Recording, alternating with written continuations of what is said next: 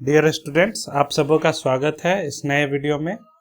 इस वीडियो में आज हम बात करेंगे analysis and design of concrete structure subject के मॉड्यूल 2 के बारे में।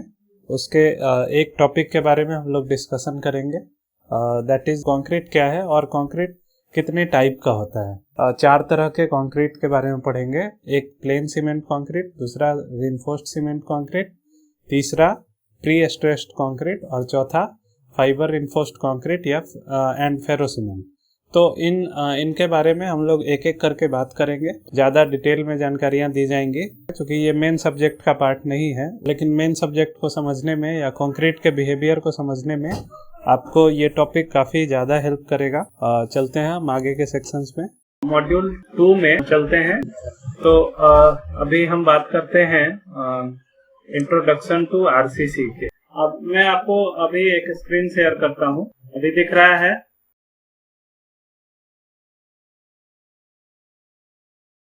इंट्रोडक्शन। तो देखिए यहाँ पे हम लोग बात करेंगे आज टाइप ऑफ कंक्रीट की। देखिए ये सब्जेक्ट जो है कंक्रीट के डिजाइन का है ना। तो इस सब्जेक्ट में घुसने से पहले आप लोगों के पास कंक्रीट के बारे में पूरी जानकारी होनी चाहिए, लेकिन आप लोगों ने इसे शायद नहीं पढ़ा है। आप पिछले सेम में आपको मटेरियल टेस्टिंग एंड इवैल्यूएशन पढ़ाया गया था, राइट? वहाँ पे कंक्रीट के बारे में आपने काफी डिटेल में पढ़ा होगा, है ना। तो आई होप कि आपके पास ये जानकारी होगी, लेकिन फिर भी इस सब्जेक्ट से पहले मैं आपको कंक्रीट की थोड़ी सी जानकारी दूंगा कि कंक्रीट क्या है, और तब कंक्रीट स्ट्रक्चर में हम लोग इंटर करेंगे। अभी जो है हम लोग कंक्रीट स्ट्रक्चर में नहीं इंटर किए, अभी हम लोग कंक्रीट के बारे में ही पढ़ रहे हैं। तो दिस इज द इंट्रोडक्शन कि कंक्रीट कितने तरह के होते हैं। पहला जो टाइप है कंक्रीट का वो ट्रेडिशनल कंक्रीट का टाइप है, जिसका नाम है प्लेन सीमेंट कंक्रीट, यानी एकदम प्लेन होता है, ठीक है। तो it is a mixture of well defined proportion of, यानी जो मिक्सचर है वो एक डेफिनेट प्रोपोर्शन में होगा। ऐसा नहीं कि हम लोग किसी भी अनुपात में मिला देंगे, एक निश्चित अनुपात होता है उनको मिलाने का, उसको हम लोग कंक्रीट कहते हैं। हम लोग किसी भी रेशियो में मिला देंगे तो वो कंक्रीट नहीं होगा, तो उसको हम लोग एक वेल डिफाइंड प्रोपोर्शन में मिलाएंगे, जिसको वाइडली एक्सेप्ट किया जाता है। तो ये मिक्सचर जो होगा सीमेंट का होगा, सैंड का होगा। सैंड को हम लोग फाइन एग्रीगेट भी कहते हैं, यानी पतला छोटा साइज वाला एग्रीगेट, और एग्रीगेट को हम लोग कोर्स एग्रीगेट भी कहते हैं। तो aggregate, sand, cement and water, इन 4 चीजों को अगर हम लोग मिलाते हैं तो प्लेन सीमेंट कंक्रीट बनता है। और देखिए, जैसा कि आप सभी लोग एग्री किए कि ये कंप्रेशन में काफी स्ट्रांग होता है। This is very strong in compression but is remarkably weak in tension. ये टेंशन में बहुत ही वीक होता है। मात्र 10 से 15% जो है अपने कंप्रेशन का ये स्ट्रांग होता है। यानी कंप्रेशन अगर 20 मेगापास्कल होगा तो उसके बदले में 20 मेगापास्कल के बदले में ये सिर्फ 2 से 3 मेगापास्कल ही इसका टेंसाइल स्ट्रेंथ होगा, तो बहुत जल्दी ये टूट सकता है। तो खास करके ऐसे जगह जहाँ पे बेंडिंग होते हैं या फ्लेक्सर होता है, बेंडिंग के केस में दोनों ही टाइप के स्ट्रेसेस डेवलप होते हैं, है ना। जहाँ भी आप देखते होंगे, कोई भी बेंडिंग स्ट्रेस वाला आप मेंबर देखते होंगे जहाँ पे बेंडिंग होती है, तो उसका एक हिस्सा न्यूट्रल एक्सिस से ऊपर का हिस्सा या नीचे का हिस्सा, कोई एक हिस्सा टेंशन में होता है और दूसरा हिस्सा कंप्रेशन में होता है ना। तो लगभग टेंशन और कंप्रेशन एक्सट्रीम फाइबर पे बराबर ही होते हैं। तो अगर कंप्रेशन में कंक्रीट स्ट्रांग है तो वहां तो न्यूट्रल एक्सिस के ऊपर वाले हिस्से को वो सस्टेन कर लेगा, लेकिन टेंशन वाला जो हिस्सा है उसमें कंक्रीट बहुत ही वीक है, तो कंक्रीट उसको झेल नहीं पाएगा। और चूंकि कंक्रीट काफी ब्रिटल होता है, तो कंक्रीट ब्रिटल होने के कारण बिना वार्निंग दिए ही टाक से टूट जाएगा। तो इसलिए हम लोग ऐसे मेंबर्स को, प्लेन सीमेंट कंक्रीट को, सिर्फ वहीं यूज कर सकते हैं जहाँ पे सिर्फ कंप्रेसिव स्ट्रेस आते हैं। जहाँ पे टेंसाइल स्ट्रेस बिल्कुल नहीं आता है, वहीं पे हम लोग पीसीसी का यूज कर सकते हैं। तो इसलिए जो है ये उन्हीं जगह पे यूज होता है जहाँ पे कहीं भी टेंसाइल स्ट्रेस नहीं आए या टेंसाइल स्ट्रेन डेवलप नहीं हो। जैसे कि हम लोग ग्राउंड के ऊपर रोड बनाते हैं, तो आप लोग देखते होंगे जहाँ पे भी सड़कों पे पानी लगने के चांसेस होते हैं, क्योंकि कंक्रीट जो है वाटर रेसिस्टेंट होता है, वाटर को रेसिस्ट करता है। और जो हमारा बिटुमिनस रोड है, आप लोग ट्रांसपोर्टेशन इंजीनियरिंग में पढ़ेंगे, जिसको हम लोग कहते हैं फ्लेक्सिबल पेवमेंट, जो और कंक्रीट को हम लोग रिजिड पेवमेंट कहते हैं। There are two type of pavements. Pavements मतलब सड़क, ठीक है। तो सड़क के दो आवरण होते हैं, एक या तो रिजिड हो सकता है और दूसरा फ्लेक्सिबल हो सकता है। तो जो ब्लैक कलर का अलकतरा से बनता है, जिसको हम लोग बिटुमिन कहते हैं, तो बिटुमिन से बने हुए रोड फ्लेक्सिबल होते हैं, और कंक्रीट से बने हुए रोड जो है, पीसीसी से बने हुए रोड, उसको हम लोग रिजिड पेवमेंट कहते हैं। तो रिजिड पेवमेंट जो है वो चूंकि जमीन पे बनता है, तो जमीन पे सिर्फ हम लोग उस रोड के ऊपर सिर्फ कंप्रेशन ही लगाते हैं। हम लोग उस पेवमेंट पे कहीं भी टेंसाइल स्ट्रेस नहीं होता है, इसलिए हम लोग पीसीसी में इसको मोस्ट वाइडली यूज करते हैं। या मास कंक्रीटिंग करते हैं, जैसे कि डैम बनाते हैं, कंक्रीट का डैम बनता है। अभी आपको इतना ही जानना है कि जहां पे भी कंप्रेसिव स्ट्रेस लगेगा वहां पे हम लोग प्लेन सीमेंट कंक्रीट का यूज करेंगे।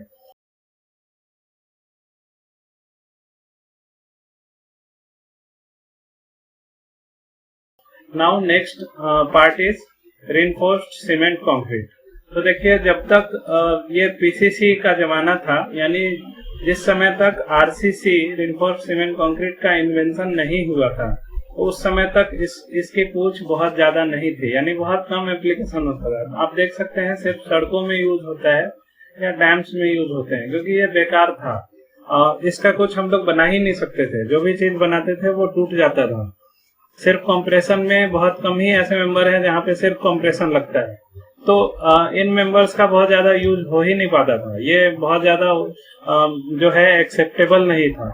लेकिन तभी जो है फाइनली इसका इन्वेंशन हुआ आरसीसी का, और आरसीसी के इन्वेंशन में क्या किया गया कि प्लेन सीमेंट कंक्रीट के साथ हम लोगों ने उन जगहों पे रिइंफोर्समेंट या स्टील का बार को इंसर्ट करना शुरू किया जो जगह टेंशन में आते थे। यानी जैसे कोई बीम है, तो बीम के बारे में मैंने आप लोगों को लास्ट सेमेस्टर में बताया था बेंडिंग में, कि न्यूट्रल एक्सिस के ऊपर जो है कंप्रेशन होता है और न्यूट्रल एक्सिस के नीचे टेंशन होता है ना। तो जहां कहीं भी टेंसाइल रीजन होता है या टेंसाइल जोन होता है, टेंशन जोन, वहां पे हम लोग क्या करते हैं, कंक्रीट में या पीसीसी में हम लोग स्टील बार को इंसर्ट कर देते हैं। तो चूंकि स्टील जो है वो टेंशन में भी स्ट्रांग होता है और कंप्रेशन में भी स्ट्रांग होता है, लगभग इक्वली स्ट्रांग होता है दोनों में ही। तो अब चूंकि कंक्रीट जो है कंप्रेशन में काफी स्ट्रांग है, तो वो कंप्रेशन में अपने आप को बचा लेगा। लेकिन टेंशन में अब जो भी एडिशनल टेंसाइल स्ट्रेसेस होंगे जिनके कारण कंक्रीट टूट जाया करता था, वहां पे स्टील जो है उस टेंसाइल स्ट्रेस को कवर करता है, टेकअप करता है और उस मेंबर को टूटने नहीं देता है। तो जैसे ही ये चीजें एक्सपेरिमेंटली साबित हुई और इन चीजों को इंट्रोड्यूस किया गया, इनकॉर्पोरेट किया गया पीसीसी में, तो अब एकाएक जो है इन मेंबर्स के जो डिमांड है वो काफी ज्यादा बढ़ गई, और अब जो है वो प्रिंसिपल बिल्डिंग मटेरियल हो गया। यानी जो चीज बिल्डिंग मटेरियल के रूप में कभी यूज नहीं होता था, वो अब सबसे इम्पोर्टेंट बिल्डिंग मटेरियल हो चुका है। अभी दुनिया में आप अगर कहीं भी ये देखेंगे, दुनिया में सबसे ज्यादा यूज होने वाला चीज अगर कुछ है तो वाटर है ना। वाटर में ही सबसे ज्यादा, वाटर ही ऐसा मटेरियल है जो सबसे ज्यादा यूज होता है, और उसके बाद जो दूसरा मटेरियल है वो कंक्रीट है। तो कंक्रीट जो है अभी प्रिंसिपल बिल्डिंग मटेरियल में आ गया है, क्योंकि उसके साथ ये रिइंफोर्समेंट जोड़ दिया गया, यानी जो भी ड्रॉबैक था उसको इस स्टील बार ने कवर कर दिया, जिस कारण से इसका यूज नहीं करते थे। अब उसी कारण अब उस चीज को इस स्टील बार ने या रिइंफोर्समेंट ने ढक दिया या उस चीज को रिमूव कर दिया। तो अब वो वाले फेलियर होने बंद हो गए और इसका यूज अब लगभग सारे बिल्डिंग एलिमेंट्स में होने लगा, है ना। तो तब से जो है ये प्रेजेंट एरा तक अब जो है ये मेन मटेरियल हो गया। तो अब जो है हम लोग फ्लेक्सुरल मेंबर बनाने लगे। फ्लेक्सुरल मेंबर मतलब जहाँ पे कंप्रेशन और टेंशन दोनों ही आते हैं बेंडिंग की वजह से, ठीक है। तो बीम जो है, बीम जनरली बेंड होता है। बीम में कहीं भी हम लोग लोड लगाते हैं तो बीम में बेंडिंग होती है, बीम को हम लोग फ्लेक्सुरल मेंबर कहते हैं। या हमारा जो छत है, छत भी फ्लेक्सुरल मेंबर होता है, ठीक है। यानी छत का फ्लेक्सर होता है या बेंडिंग होती है। तो ऐसे स्ट्रक्चर हम लोग नहीं बना पाते थे। छत के बदले हम लोग क्या, जमीन पे अगर छत बनाना हो, यानी जमीन पे छत की ढलाई करनी हो, जिसको हम लोग रोड कहते हैं, तो वो हम लोग बना पाते थे। लेकिन बिना उसके नीचे कोई सपोर्ट दिए छत को रखना एक डिफिकल्ट काम था। तो ये रिइंफोर्समेंट की वजह से ही हम लोग सीमेंट के छत या कंक्रीट के छत देना संभव हो सका, नहीं तो ये सब चीजें संभव नहीं थी। तो ये चीजें पॉसिबल हो गई। उसके बाद देखिए स्टील बार को कहाँ पे हम लोग डालते हैं, ये बात हमने बता दिया कि टेंसाइल जोन में डालते हैं, यानी जहां जहां भी वीक लोकेशन होगा, यानी कंक्रीट कहाँ वीक होगा तो टेंशन में वीक होगा, और वहां पे हम लोग जो है रिइंफोर्समेंट को ऐड करेंगे। और इसको ऐड करने से क्या होगा कि सारे टेंसाइल स्ट्रेस जो है उसको वो इफेक्टिवली रेसिस्ट करेगा, और कंक्रीट से इसको सेपरेट भी नहीं होना है, इस बात का भी ध्यान रखना है। तो देखिए दो रिक्वायरमेंट है, एक तो टेंशन को रेसिस्ट करना, और दूसरा ये नहीं कि हम कंक्रीट से अलग हो जाएं, कंक्रीट के साथ साथ उसको मूव करना है, यानी कंपैटिबिलिटी शो करनी है, दोनों को एक साथ रहना है। ऐसा नहीं है कि लोड आया तो स्टील अलग हो जाए और कंक्रीट अलग हो जाए, कंक्रीट के साथ स्टील का प्रॉपर बॉन्डिंग होना चाहिए। तो इसलिए लिखा गया है कि bonding between concrete and steel is ensured for strain compatibility. Strain compatibility का मतलब होता है same strain at same point, यानी एक ही पॉइंट पे स्टील और कंक्रीट में सेम स्ट्रेन होना चाहिए, यानी जितना ही डिफॉर्मेशन एक स्टील में हो किसी भी लेवल पे, उतना ही सेम डिफॉर्मेशन कंक्रीट में भी होगा, तभी दोनों एक साथ मूव करेंगे। नहीं तो क्या होगा, मान लीजिए अगर स्टील में 5 सेंटीमीटर का डिफॉर्मेशन हो जाए और कंक्रीट में अगर 2 सेंटीमीटर का डिफॉर्मेशन हो जाए, तो क्या होगा, दोनों में रिलेटिव मूवमेंट हो जाएगा, और पता चला कि कंक्रीट जो है वो अपनी जगह पे रहा और स्टील जो है उससे फिसल के बाहर निकल गया। तो स्ट्रेन कंपैटिबिलिटी होनी चाहिए, ये तभी होगा जब कंक्रीट और स्टील के बीच में बॉन्डिंग हो। तो इसलिए बॉन्ड का भी हम लोग डिजाइन पढ़ेंगे आगे के टॉपिक में। अभी मैं सिलेबस में आपको बता रहा था कि बॉन्ड के बारे में बताऊंगा, यानी क्या ऐसा करेंगे जिससे दोनों चिपक जाए एक दूसरे से। जैसे आप लोग फेविक्विक से 2 मेंबर को चिपकाते हैं तो क्या होता है कि वो दोनों में बॉन्डिंग बन जाती है, आप उस पर फोर्स भी लगाते हैं तो वो मेंबर्स एक साथ एक्ट करते हैं, एक जैसा बिहेवियर जो है या एक जैसा डिफॉर्मेशन शो करते हैं, तो इसलिए वो अलग नहीं होते हैं। तो बॉन्डिंग अच्छी होनी चाहिए। अब देखिए जो आप लोग बात बता रहे थे कि कंक्रीट ब्रिटल होता है, कंक्रीट ब्रिटल है, यानी उस पे जैसे ही इलास्टिक स्ट्रेन पहुंचेगी, यील्ड स्ट्रेन जैसे ही पहुंचेगी, कंक्रीट तुरंत फेल कर जाएगा। लेकिन स्टील में क्या होता है, स्टील में यील्डिंग के बाद भी उसमें डिफॉर्मेशन प्रोग्रेस होता है, और डिफॉर्मेशन तब तक चलता रहता है जब तक कि वो टूट न जाए। तो काफी प्लास्टिक डिफॉर्मेशन जो है उसमें स्टील में बहुत ज्यादा होता है, प्लास्टिक या in elastic deformation. Elastic deformation तो सारे मटेरियल्स में है लगभग, लेकिन इलास्टिक के बाद जिन मटेरियल्स में इन इलास्टिक डिफॉर्मेशन हो, वो मटेरियल काफी ज्यादा लोड को रेसिस्ट कर सकता है या काफी ज्यादा देर बाद टूटता है। और जो मटेरियल्स ब्रिटल होते हैं उनमें इलास्टिक लिमिट जो रीच करती है या यील्ड पॉइंट जैसे ही रीच करता है उसके तुरंत बाद उसका ब्रेकिंग पॉइंट आ जाता है। लेकिन जो प्लास्टिक मटेरियल्स होते हैं उनमें इलास्टिक लिमिट के बहुत देर के बाद उनका ब्रेकिंग होता है, या उनका जो ब्रेकिंग पॉइंट है वो यील्डिंग पॉइंट से काफी दूर होता है।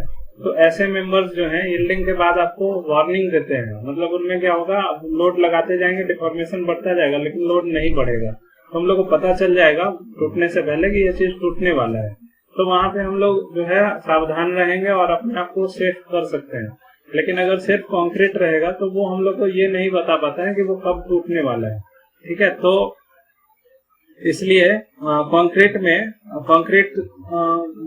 कंक्रीट स्ट्रक्चर की सेफ्टी के लिए, यानी कंक्रीट स्ट्रक्चर के साथ जो लोग इन्वॉल्व होते हैं, जो लाइफ इन्वॉल्व होती है, वो तभी सेफ रह पाएगी जब कंक्रीट डक्टाइल हो। तो कंक्रीट में डक्टिलिटी बढ़ जाता है स्टील के प्रोविजन से।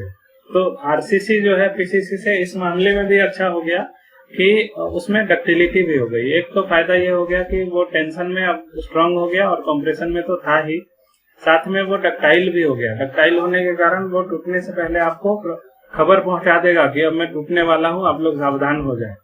तो इसलिए जो है हम लोग को वार्निंग मिल जाती है।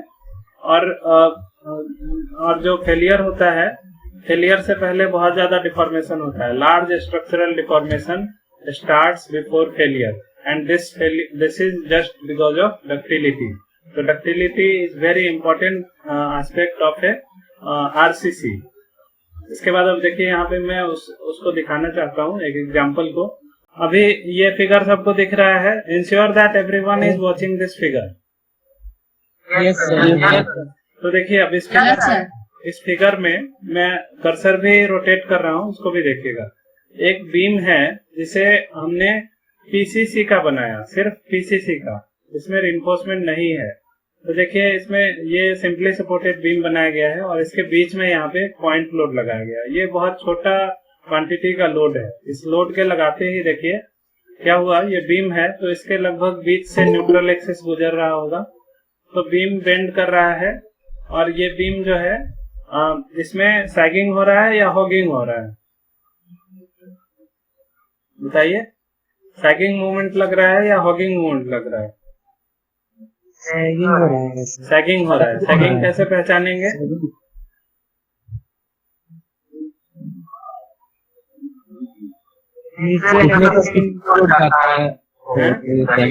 क्या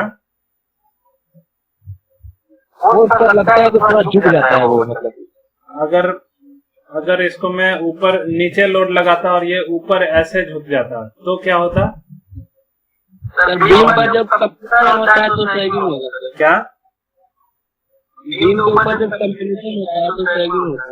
बीम के ऊपर क्या होता है? कंप्रेशन।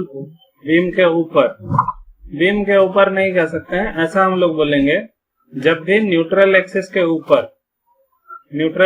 ऊपर वाले फाइबर में या टॉप फाइबर में अगर कंप्रेशन हो और बॉटम फाइबर में अगर टेंशन हो तो उसको हम लोग पॉजिटिव मोमेंट कहते हैं। And positive moment is called sagging moment.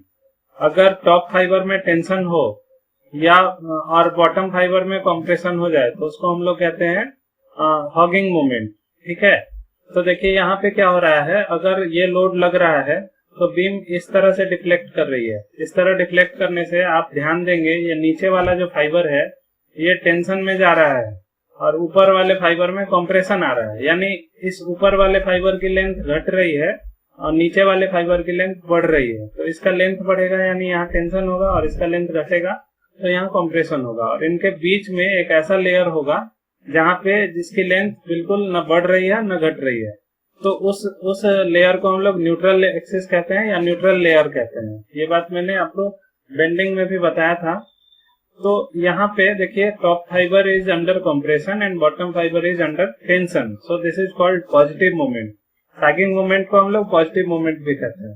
तो यहाँ पे देखिए नीचे टेंशन हो गया, अब चूंकि ये पीसीसी का बना हुआ है, ऊपर कंप्रेशन हुआ, कंप्रेसिव स्ट्रेस डेवलप हुआ, तो यहाँ पे कंक्रीट काफी स्ट्रांग है, ये नहीं टूटा, लेकिन इससे लगभग 10% ही इसका स्ट्रेंथ है। तो क्या हुआ, थोड़े से लोड में ही इतना ज्यादा स्ट्रेस हो गया टेंशन में कि वो टूट गया और यहाँ पे इसकी फ्रैक्चर हो गई, फेलियर हो गई है।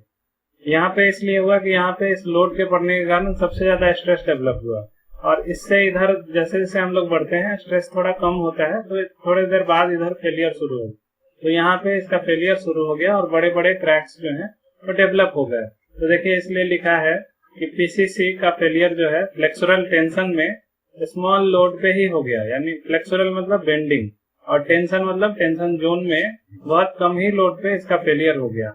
अब हमने क्या किया, रेमेडी क्या किया, इसका उपचार किया है हम लोगों ने यहाँ पे नीचे में। अब चूंकि हम लोगों को पता चल गया कि फेल यहाँ कर रहा है, तो कंक्रीट जहाँ भी फेल करता है वो पहले टेंशन में फेल करता है, बाद में कंप्रेशन में फेल करता है। तो हम लोगों को पता चल गया कि नीचे टेंशन है, कोई बात नहीं। अब यहाँ टेंशन में हमने क्या किया, यहाँ पे बार्स लगा दिए, स्टील के बार लगा दिए गए। देखिए कुछ 1 या 2 बार हमने लगा दिया। इनके लगाते ही क्या हुआ, अब यहाँ पे जो भी टेंशन डेवलप हो रहा है, ये फाइबर्स जो हैं अपने आप को एक्सपैंड करने की कोशिश करेंगे, तो इनके एक्सपेंशन को ये रोक देगा, यानी जो भी एडिशनल स्ट्रेन है या स्ट्रेस है उसको स्टील रेसिस्ट कर देगा। तो अब देखिए जो कि लार्ज क्रैक हो रहे थे और यहाँ पे मैंने लोड का क्वांटिटी भी बढ़ा दिया, यहाँ पे सिर्फ एक लोड लग रहा है। यहाँ पे इस बीम पे देखिए 1 2 3 4, तो there is a large amount of load but there is only small hair line cracks हैं, यानी कंक्रीट में बहुत कम क्रैक हो रहा है और मेंबर पूरी तरह सेफ। मेंबर में डिफ्लेक्शन भी बहुत कम हुआ है, यहाँ पे डिफ्लेक्शन भी बहुत ज्यादा हुआ, तो इसको हम लोग आरसीसी कहेंगे। And this is the advantage of RCC over PCC. तो यहाँ पे क्या है, फ्लेक्सुरल टेंशन को इसने सपोर्ट किया और इसमें डिफॉर्मेशन भी बहुत कम हो गया, जबकि लोड जो था काफी लार्ज था, है ना। उसके बाद देखिए डक्टाइल फेलियर कैसे हो रहा है। तो अब मान लीजिए लोड को हम धीरे धीरे बढ़ाते गए, लोड कम था एक तो भी ये टूट गया, लेकिन यहाँ पे लोड को हम बढ़ा रहे हैं तो ये देखिए ये क्रैक पहले हेयर लाइन था, अब मैंने फर्दर लोड को और बढ़ाया तो ये लोड जो है ये क्रैक थोड़ा थोड़ा बढ़ता गया, लेकिन अभी पूरा मेंबर नहीं टूटा है क्योंकि रिइंफोर्समेंट जो है इसकी बस यील्डिंग हुई है। यील्डिंग के बाद भी ये रिइंफोर्समेंट नहीं टूटेगा। ये जो रिइंफोर्समेंट है ये इस मेंबर के साथ अटैच्ड रहेगा क्योंकि इनके बीच में बॉन्डिंग है और कंक्रीट को अपने साथ जोड़े रखेगा। ये इसके नीचे का पोर्शन बस कंक्रीट का झड़ता जाएगा, लेकिन फिर भी मेंबर पूरी तरह फेल नहीं करेगा, कोलैप्स नहीं करेगा। इससे पहले ही हम लोग को पता चल जाएगा क्योंकि लार्ज क्रैक डेवलप होने लगे और मेंबर अभी तक पूरी तरह कोलैप्स नहीं हुआ है। तो हम लोग को यहाँ पे स्टील के डक्टिलिटी का फायदा मिलता है। वरना क्या होता है, स्टील भी अगर कंक्रीट की तरह ब्रिटल होता तो जैसे ही क्रैक डेवलप हुआ उसी मोमेंट पे स्टील भी टूट जाता और कंक्रीट भी टूट जाता, तो मेंबर इस तरह से फेल हो जाता है, ब्रिटल फेलियर हो जाता है। यहाँ पे क्या हुआ, जैसे ही क्रैक डेवलप हुआ ये मेंबर धड़ाक से पूरा ऊपर से नीचे तक टूट जाएगा। लेकिन यहाँ पे क्या हुआ, फेलियर पहले हेयर लाइन क्रैक हुआ, फिर क्रैक का विड्थ धीरे धीरे बढ़ता गया और बढ़ने के बाद भी ये तुरंत फेल नहीं किया है। जब तक कि ये स्टील अपने ब्रेकिंग पॉइंट पे नहीं पहुंचेगा तब तक ये स्टील अपने आप को डिफॉर्म करता गया, तो काफी प्रोलॉन्ग फेलियर होता है। तो इसलिए ये दो बेनिफिट्स हम लोग को आरसीसी स्ट्रक्चर से मिलते हैं। अब देखिए यहाँ पे आप बता सकते हैं कि यहाँ पे कौन सा मोमेंट लग रहा है, सैगिंग मोमेंट है या हॉगिंग मोमेंट है इस मेंबर में? Hogging moment. हॉगिंग मोमेंट है, क्यों? क्योंकि टॉप पर टेंशन है या नीचे कंप्रेशन है। ये ऐसा स्ट्रक्चर आप लोगों ने कहीं देखा है अपने घर में? ऐसा स्ट्रक्चर आपने देखा है जहाँ पे हॉगिंग मोमेंट लगता हो और सैगिंग नहीं लगता हो? आप लोगों ने सर खिड़की खिड़कियों के ऊपर जो छज्जा दिया होता है, छज्जा होता है। Very good, very good. तो देखिए जो ये होता है, ये दो खंभों के बीच में, दो कॉलम के बीच में जो बीम होता है उसका बिहेवियर कुछ ऐसा होगा, उसके बीच वाले पोर्शन का कुछ इस तरह से होगा, नीचे में टेंशन और ऊपर कंप्रेशन। लेकिन ये जो मेंबर होते हैं जिनको कैंटिलीवर कहते हैं, ऐसे मेंबर्स जो लटके होते हैं, जो सिंपली सपोर्टेड नहीं होते हैं, जो कैंटिलीवर होते हैं, यानी उसका एक एंड फिक्स होगा और दूसरा एंड जो है फ्री होगा, ठीक है, तो उसे कैंटिलीवर कहते हैं। ये बात मैंने आप लोगों को सॉलिड मैकेनिक्स में बताया था अपने नोट्स में। तो कैंटिलीवर में एक एंड फिक्स है और इसमें अब ऊपर से अगर लोड पड़ेगा, मान लीजिए खिड़की का छज्जा है, तो यहाँ अगर हम ऊपर लोड अप्लाई करते हैं तो ये छज्जा क्या होगा, नीचे की तरफ झुकेगा और यहाँ ऊपर के फेस में टेंशन होगा और नीचे के फेस में कंप्रेशन होगा। तो अब बताइए कि यहाँ पे स्टील हम लोग कहाँ पे देंगे? ऐसे मेंबर को फेलियर से रोकने के लिए हम लोग स्टील कहाँ प्रोवाइड करेंगे, ऊपर में या नीचे में? ऊपर में देंगे। तो ऐसा नहीं है कि हर मेंबर में नीचे में हम लोग स्टील देंगे। तो देखिए यहाँ पे अब एक स्ट्रक्चरल इंजीनियर का रोल यहाँ पे इम्पोर्टेंट हो जाता है। जैसे अगर आपको मैंने बता दिया कि टेंशन में स्टील देते हैं, हाँ, और मैंने आपको एक बीम दिखा दिया कि बीम में नीचे में स्टील पड़ गया। अब अगर मैं कह दूंगा कि अब आपको एक छज्जा बनाना है, तो आप जाएंगे और छज्जे में भी नीचे में रिइंफोर्समेंट लगा देंगे, क्योंकि सर ने बताया है कि नीचे में रिइंफोर्समेंट लगता है। आप लोगों ने पूरी बात अगर नहीं सुनी तो आपको सर ने क्या बताया कि टेंशन में रिइंफोर्समेंट लगता है। तो हम लोग जब छज्जा बनाएंगे तो छज्जा में ध्यान देंगे कि टेंशन आता कहाँ है, तो छज्जे में टेंशन ऊपर आता है।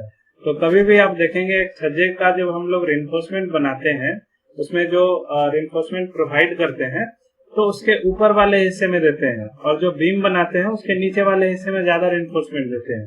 तो ये बहुत ही इम्पोर्टेंट बात है। कई लोग अगर मान लीजिए इसमें हम लोग यहाँ पे नीचे में रिइंफोर्समेंट दे दें, जितना रिइंफोर्समेंट ऊपर दिया गया है उसके बदले हम पूरा रिइंफोर्समेंट नीचे दे दें, तो क्या होगा? कंप्रेशन में ऑलरेडी कंक्रीट मजबूत है और कंप्रेशन में ही हमने स्टील का बार भी दे दिया और टेंशन में कुछ नहीं दिया, तो फिर से ये स्ट्रक्चर टेंशन में फेल कर जाएगा और नीचे बार देने में हमारा खर्च उतना ही लग गया, लेकिन हमें कोई बेनिफिट नहीं मिली है ना? तो बात समझ में आ गई कि कैसे हम लोग रिइंफोर्समेंट प्रोवाइड करते हैं। Yes sir. तो this is the importance of design. Design में ये बहुत बड़ा इम्पोर्टेंस रखता है कि आप कैसे रेनफोर्समेंट को प्लेस करते हैं। और ये स्ट्रक्चरल इंजीनियर का यही रोल है। जब आप बीम बनाते हैं, जब आप स्लैब बनाते हैं, जब आप कॉलम बनाते हैं, तो किस जगह पे आपको रेनफोर्समेंट लगाना है ये बात सिर्फ आप ही बता सकते हैं, because you are a structural engineer and you must know the behaviour of structure. Structure का बिहेवियर आप कैसे जानेंगे? स्ट्रक्चरल एनालिसिस आपको आता है, इसलिए जानेंगे। सर सैगिंग हॉगिंग एक बार और बता दीजिए तो। सैगिंग और हॉगिंग एक बार और बता दूं? हाँ, एक मिनट, मैं आपको एक ये शेयर करता हूँ। देखिए, ये स्क्रीन दिख रहा है आप लोग को? दिख रहा है। दिख रहा है ना? दिख रहा है। ये वाला जो इमेज है, इस पे देखिए, ये एक बीम है। मान लीजिए बीम को हमने इस तरह से मूवमेंट अप्लाई कर दिया, या बीम में यहाँ बीच में कहीं भी लोड अप्लाई कर दिया। दोनों ही केस में बीम की बेंडिंग कैसे होगी? कॉन्वेक्स शेप जो है इसका नीचे की तरफ होगा, यानी जो आप इसको ऐसे समझ सकते हैं, एक ये कटोरे जैसा है ना? सीधा रखा हुआ अगर कटोरा होगा तो that is called sagging moment. हाँ, एक गरीब का पेट अगर होगा तो वो क्या है? धसा हुआ है। और एक अमीर का पेट होगा तो वो हॉगिंग हो जाएगा, जो बाहर निकला हुआ होगा। तो देखिए, यहाँ पे एक सीधा कटोरा है। अगर इसी कटोरे को उलट के रख दें तो वो इन्वर्टेड कटोरा होगा और उसको हम लोग हॉगिंग कहेंगे। तो ऐसा अगर बेंडिंग होगा कभी भी, तो देखिए ये वाला फाइबर जो है, अगर ये पहले स्ट्रेट रहा होगा, मैंने आप लोग को सॉलिड मैकेनिक्स में एक ये दिया था, इमेज दिया था। ये वाली इमेज दिख रही है आप लोग को? ये मैंने आप लोग को लास्ट सेम में दिया था, है ना? तो देखिए, यहाँ पे एक बीम है, ये एक बीम है, ठीक। इसका 3D डायग्राम मैंने बनाया है और काफी मेहनत लगा था मुझे ये डायग्राम बनाने में। करीब 1 से 1.5 घंटे लगे थे मुझे ये बनाने में।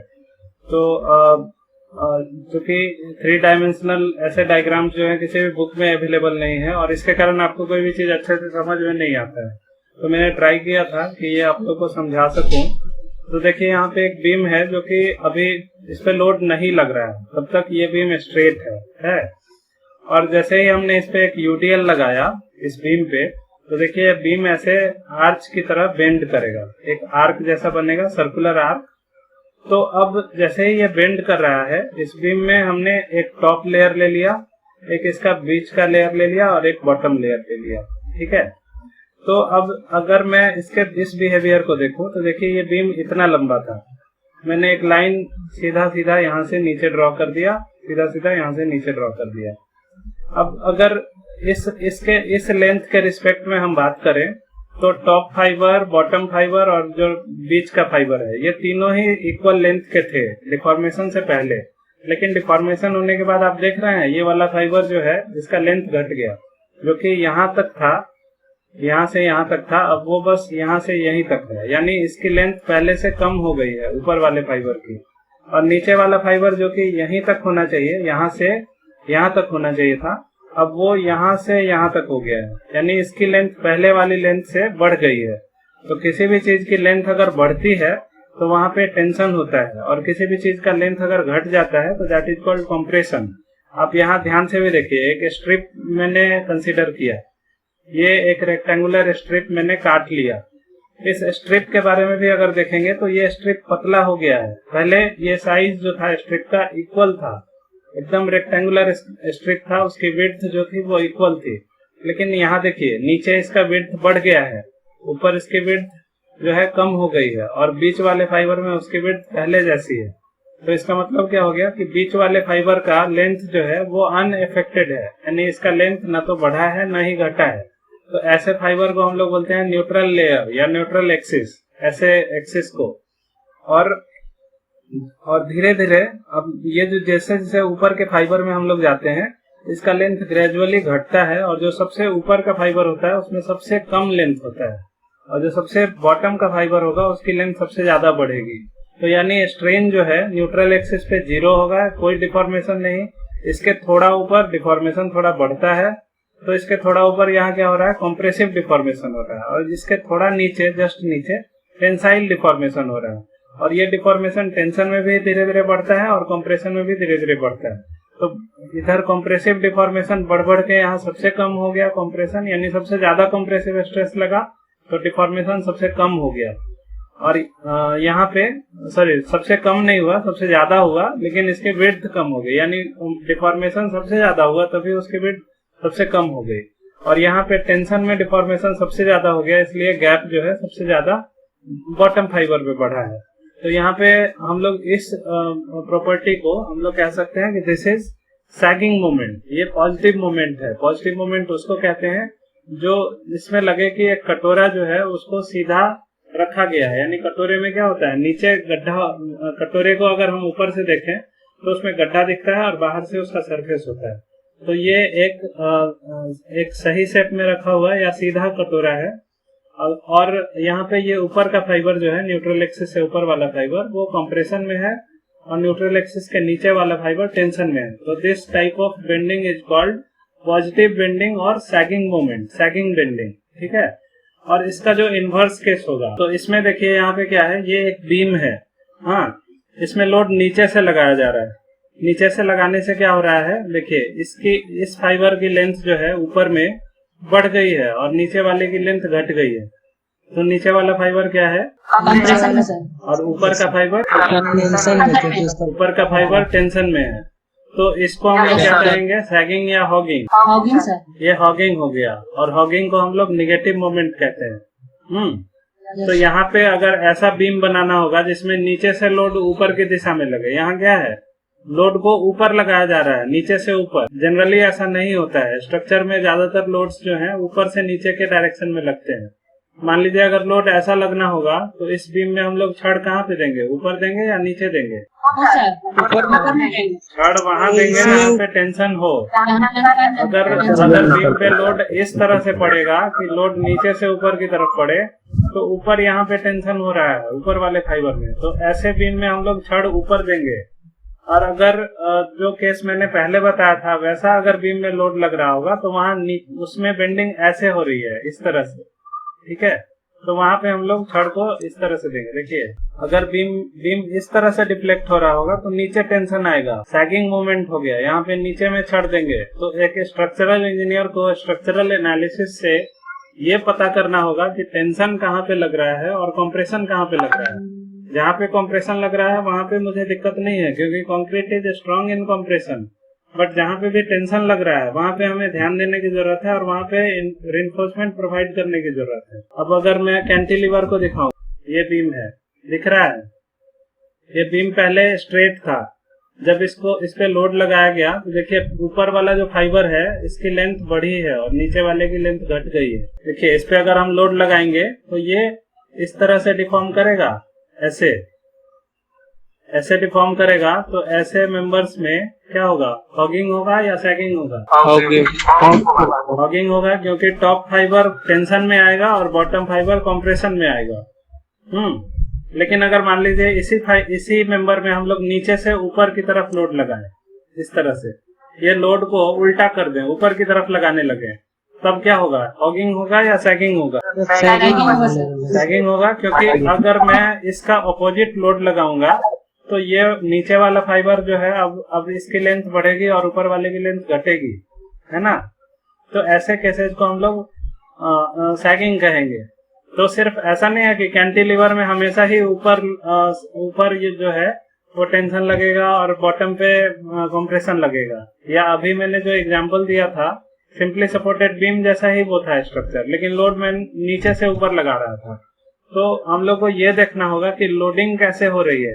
पहले ये देखना होगा कि स्ट्रक्चर कौन सा है, वो सिंपली सपोर्टेड है या फिक्स्ड बीम है या कैंटिलीवर बीम है। और साथ में ये भी देखना होगा कि लोड कैसे लग रहा है। देखिए जैसे यहाँ पे एक ही मेंबर है, लोडिंग को बदलने के कारण वहां पे टेंशन और कंप्रेशन जो है बदल जा रहे हैं। अगर इस तरह से मैं लोडिंग कर रहा हूँ तो टेंशन ऊपर लग रहा है, अगर यही लोडिंग को मैं रिवर्स कर देता हूँ तो टेंशन नीचे लगने लगता है। तो यहाँ पे एक स्ट्रक्चरल इंजीनियर का रोल है या नहीं है। अगर आपको एक छज्जा बनाना हो आरसीसी का, तो आपको पता है कि आरसीसी के छज्जे पे ऊपर से नीचे ही लोड लगता है, ये बात जानकारी है। कभी भी छज्जे पे नीचे से ऊपर लोड नहीं लगता है। तो वहां पे हम लोग कह सकते हैं कि वहां हमेशा हम लोग छड़ को ऊपर देंगे। ठीक है, ये मैंने आपको दोनों ही केस इसलिए बता दिया कि अगर कोई ऐसा केस होगा जहाँ लोड नीचे से ऊपर लग रहा हो तो वहां पे आपको नीचे पे रिइंफोर्समेंट देना है। तो कंक्लूजन ये है कि जहाँ कहीं भी टेंशन होगा वहां पे हम लोग रिइंफोर्समेंट लगाएंगे और जहाँ कंप्रेशन होगा वहां रिइंफोर्समेंट की जरूरत नहीं है। ये अभी तक के लिए हम लोग इतना समझेंगे। आगे हम लोग देखेंगे कि कहीं कई जगह कंप्रेशन में भी रिइंफोर्समेंट लगाना पड़ता है, जहाँ पे कंप्रेशन में भी अगर कंक्रीट कमजोर हो जाए और वहाँ उससे भी ज्यादा कंप्रेसिव स्ट्रेस पड़ता है तो हम लोग को वहाँ पे भी रिइंफोर्समेंट देना पड़ता है। तो वो अलग बात है, लेकिन अभी तक के लिए हम लोग यही समझेंगे कि टेंशन के जोन में तो रिइंफोर्समेंट देना ही देना है, लेकिन कहीं कहीं कंप्रेशन में भी देना पड़ता है। तो टेंशन में हम लोग को हमेशा रिइंफोर्समेंट देना है, और ये चीज हम लोग को तब पता चलेगा जब हम लोग एक स्ट्रक्चरल एनालिसिस की अच्छी जानकारी होगी। ठीक है, इसलिए इस सब्जेक्ट से पहले आपको सॉलिड मैकेनिक्स पढ़ाया जाता है और स्ट्रक्चरल एनालिसिस की जानकारी दी जाती है, ताकि आपको ये चीजें पता रहे कि कौन सा स्ट्रक्चर कैसे बिहेव करेगा, उसी हिसाब से आप वहाँ पे रिइंफोर्समेंट को प्लेस कर सकते हैं। तो यहाँ पे ये आपका इम्पोर्टेंस है। तो यहाँ तक हम लोगों ने देखा कि ये जो मेंबर है सिंपली सपोर्टेड बीम है, इसमें लोड नॉर्मली कहीं भी लोड लगता है तो ग्रेविटी के डायरेक्शन में लगता है, जिसे ग्रेविटी लोड भी हम लोग कहते हैं। तो ऐसे केस में सिंपली सपोर्टेड बीम जो है उसके बॉटम में टेंशन और टॉप में कंप्रेशन होता है। तो यहाँ पे नीचे स्टील देना रिकमेंड किया जाता है, और यही अगर कैंटिलीवर टाइप का मेंबर होगा तो वहाँ पे ऊपर में टेंशन होगा। तो हम लोग ये ध्यान रखेंगे आरसीसी में कि कहाँ पे टेंशन जोन है वहाँ पे हम लोग स्टील देंगे, और जहाँ पे भी कंप्रेशन जोन होगा वहाँ कंक्रीट से काम चल जाएगा। अब अगला जो टाइप है कंक्रीट के अब तक हम लोगों ने दो टाइप पढ़ लिए, एक पीसीसी और दूसरा आरसीसी। अब ये जो तीसरा टाइप है वो प्री स्ट्रेस्ड कंक्रीट है। तो इसका नाम जो है उसी से इसका डेफिनेशन क्लियर हो जाता है। यहाँ पे लिखा है प्री स्ट्रेस्ड, यानी पहले से ये स्ट्रेस्ड होता है। ये सारे जो मेंबर्स होते हैं ये पहले से स्ट्रेस्ड नहीं होते हैं। इनमें जब लोड लगाते हैं, जैसे ये मेंबर है, ये इस पे पहले से स्ट्रेस नहीं था, इस मेंबर को हमने बना के रख दिया, तब तक इस पे कोई भी स्ट्रेस डेवलप नहीं हुआ है। इस पे जब हम लोग लोड लगाना शुरू करते हैं तब स्ट्रेस डेवलप होता है। तो this is not pre stressed, this is post stressed member, यानी लोड लगाने के बाद इसमें स्ट्रेसेस डेवलप हो रहे हैं। लेकिन जो प्री स्ट्रेस्ड मेंबर हैं वो ऐसे मेंबर्स होते हैं इनमें हम लोग पहले से ही स्ट्रेसिंग कर देते हैं, है ना। तो ये एक स्पेशल टाइप के मेंबर्स होते हैं और आजकल काफी ज्यादा प्रचलन में है। इसका इन्वेंट जो है आरसीसी के इन्वेंशन के बाद हुआ था, और इसके इन्वेंशन के बाद ये टेक्निक भी काफी यूजफुल हो गई, और मोस्टली बहुत सारे मटेरियल जो है उसमें ये यूज होने लगे। तो ये जो प्री स्ट्रेस्ड है इसके डेफिनेशन को मैं बाद में बताऊंगा। पहले मैं बताऊंगा कि ये प्री स्ट्रेसिंग जो है वो एक्चुअली कोई नई बात नहीं है। ये हम लोग अपने पुराने प्रैक्टिस में सदियों से करते आ रहे हैं। बहुत एनिशियंट टाइम से हम लोगों ने प्री स्ट्रेसिंग टेक्निक को अपने सोसाइटी में जो है फ्रिक्वेंटली यूज किया है। ठीक है, तो इसको अगर मैं डिटेल में बताना चाहूँ, देख रहे हैं क्या है ये देखिए, इसे आपने देखा है कभी? रोलर है। पुरानी मूवीज आपने देखी है कहीं? ये कंटेनर है, बैरल है, इसे बैरल बोलते हैं, है ना। इसके अंदर लिक्विड रखे जाते थे पहले, बहुत सारे मूवीज। इसे ऑयल बैरल बोलते हैं।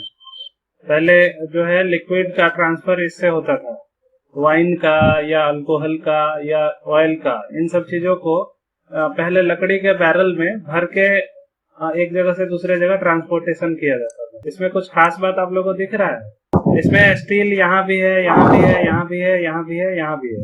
मैं अभी प्री स्ट्रेस्ड कंक्रीट की बात कर रहा हूँ।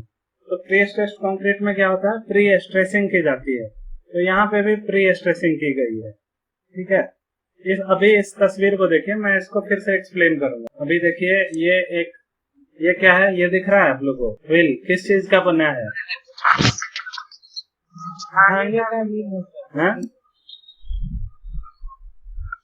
वुड का बना है, लोहा का कुछ है, और इसके चारों तरफ जो है वो लोहे का लगाया गया है। यहाँ पे भी देख सकते हैं, ये वाला भी व्हील है। ये पहले आप लोग बैलगाड़ियों में देखते होंगे, है ना। अब ऐसी बैलगाड़ियां नहीं आती, अब टायर वाली बैलगाड़ियां आती है। तो ऐसी बैलगाड़ियां जो है पहले के जमाने में हम लोगों ने अपने बचपन में देखा था, शायद आप लोगों ने नहीं देखा होगा, या पुराने जमाने में म्यूजियम्स में आप लोगों ने इसे देखा होगा। गाँव में अभी वेरी गुड। तो अब जो है अब टायर वाली आ गई है। तो ये दोनों जो चीजें हैं यहाँ पे प्री स्ट्रेसिंग की गई है। देखिए इस बैरल में अगर हम लोग क्या करेंगे, लिक्विड भरेंगे तो क्या होगा, अगर इस बैरल में ये स्टील नहीं होता, ये स्टील नहीं होता, ये स्टील नहीं होता, सिर्फ लकड़ी होती और इसके अंदर हम लोग अगर लिक्विड भरते तो हाइड्रोस्टैटिक प्रेशर लगता। हाइड्रोस्टैटिक प्रेशर क्या होता, उस लिक्विड के वॉल पे लगता, लगेगा और ये लकड़ी जो है बाहर की तरफ फैल जाएगी, बल्जिंग हो जाएगा, हो जाएगा। तो ये डब्बा जो है फट जाएगा फैल के, हाइड्रोस्टैटिक प्रेशर के कारण। इसे बनाने के लिए हम लोग क्या करते हैं, इस लकड़ी को इस तरह से हम लोग ज्वाइन करते हैं और बाहर से ये जो स्टील का जो छल्ला है, स्टील का ये रिंग है, एनुलर रिंग है, ये छल्ला है, इसको क्या किया जाता है, गर्म किया जाता है। जब भी इसको हम लोग इंस्टॉल करते हैं तो ये इसको हम लोग गर्म करते हैं, ठीक है। जितनी बड़ी इसकी साइज है, मतलब ये जो इसका पेरीमीटर होगा इस बैरल का, इसके पेरीमीटर से छोटे साइज का ये स्टील का छल्ला लिया जाता है और उसको हम लोग हीट करते हैं, यानी गर्म करते हैं। गर्म करने से क्या होगा, इसके साइज में एक्सपेंशन होगा, और एक्सपेंशन होगा। गर्म अवस्था में ही इसको इसके ऊपर हम लोग ऐसे कैपिंग कर देते हैं। उसके बाद जब ये ठंडा होता है तो अब ठंडा होगा तो वो अपने नेचुरल साइज में आना चाहेगा। हाँ, नेचुरल साइज में आएगा तो क्या होगा, उसे अब ये लकड़ी के जो टुकड़े हैं वो उसे रोक देते हैं अंदर जाने से, क्योंकि इनका कंस्ट्रक्शन इस तरह से किया है कि वो अब इससे अंदर नहीं जा सकता। तो ये छोटा साइज का था, उसे हीटेड करके उसका साइज बड़ा किया गया और जब ये ठंडा होना शुरू हुआ तो उसने इस पे स्ट्रेस लगाना शुरू किया। यस सर, लगाएगा। इसी तरह ये सारे जगहों पे वही किया गया। तो अब ये स्टील जो है वो अब जब तक इसमें मटेरियल नहीं भी भरा गया है तो ये पहले ही इस डब्बे के ऊपर स्ट्रेस लगाना शुरू कर दिया, क्योंकि उसे हमने पहले बड़ा किया था गर्म करके, और जब वो ठंडा होने के कारण छोटा हुआ तो अपने आप को सिकोड़ने का कोशिश उसने किया और उस अवस्था में उसने क्या किया, वहां पे बहुत ज्यादा उस लकड़ी पे स्ट्रेस पहले से अप्लाई कर दिया। अब इसके अंदर अगर हम लोग ऑयल डालेंगे तो क्या होगा, ऑयल क्या करता, इस पे स्ट्रेस लगाता डब्बे के सरफेस पे। अब वो जितना भी स्ट्रेस लगाएगा उतना, अब ये जो स्ट्रेसेस लगा रहे हैं वो अंदर की तरफ लगा रहे हैं, सारे स्टील वाले जो छल्ले हैं अंदर की तरफ फोर्स लगा रहे हैं और ऑयल बाहर की तरफ फोर्स लगा रहे हैं, है ना। तो दोनों फोर्स एक दूसरे को नलीफाई करेंगे। तो इस तरह ये जो ऑयल, ये जो डब्बा है ये काफी स्ट्रांग हो जाता है और ये अब टूटता नहीं है। जितना हाइड्रोस्टैटिक प्रेशर उस ऑयल के प्रेजेंस के कारण इस डब्बे के ऊपर लगता, उतना ही लगभग स्ट्रेस जो है पहले से ही उसके अपोजिट डायरेक्शन में अप्लाई कर दिया गया। तो अब क्या होगा, ये डब्बा मजबूत हो जाएगा और इसमें डिफॉर्मेशन नहीं होगा, काफी स्ट्रांग हो जाएगा क्योंकि ये प्री स्ट्रेस्ड हो गया। तो ये टेक्निक्स हमारे सोसाइटी में पहले से ही थी। अब बात करते हैं यहाँ पे क्या किया जाता था, जो पहिया था, पहिए का जो ये पेरीमीटर है, इससे छोटा साइज का ये, क्योंकि ये पहिया अलग अलग लकड़ी के टुकड़ों से बना होता था। देखिए यहाँ पे ये जो टुकड़े हैं ये अलग अलग टुकड़े हैं इस काट में, देखिए ये अलग टुकड़ा है, ये अलग टुकड़ा है, अलग अलग कई टुकड़ों को जोड़ा जाता था आपस में। कोई एक एंटायर रिंग नहीं होता था लकड़ी का, क्योंकि इतना गोल लकड़ी का रिंग बना पाना पॉसिबल नहीं है। देखिए ऐसे अलग अलग टुकड़े होते थे, यहाँ पे दिख रहा है आपको, ये टुकड़ा अलग, ये टुकड़ा अलग, ये टुकड़ा, सारे टुकड़े अलग अलग हैं और इनके ऊपर एक छल्ला पहनाया गया है। तो इस छल्ले का साइज जो है इसके पेरीमीटर से छोटा था, उसको हीटेड करके गर्म किया गया और गर्म करने के बाद क्या किया गया, गर्म करने के बाद इसके ऊपर उसको कवर कर दिया गया और जब जैकेटिंग हो गई, फिर जब वो ठंडा हुआ तो उसने इसको अंदर की तरफ जकड़ लिया। तो अब इस पहिए में प्री स्ट्रेसिंग हो गई। अब कुछ भी होगा, कोई भी एडिशनल स्ट्रेस होगा तो उसके अपोजिट डायरेक्शन में पहले से ही स्ट्रेस लगा दिया गया, तो वो मेंबर नहीं टूटेगा, है ना। तो अब हम बात करते हैं, इन दो चीजों को अगर आपने समझ लिया तो अब प्री स्ट्रेस्ड कंक्रीटिंग की बात करते हैं।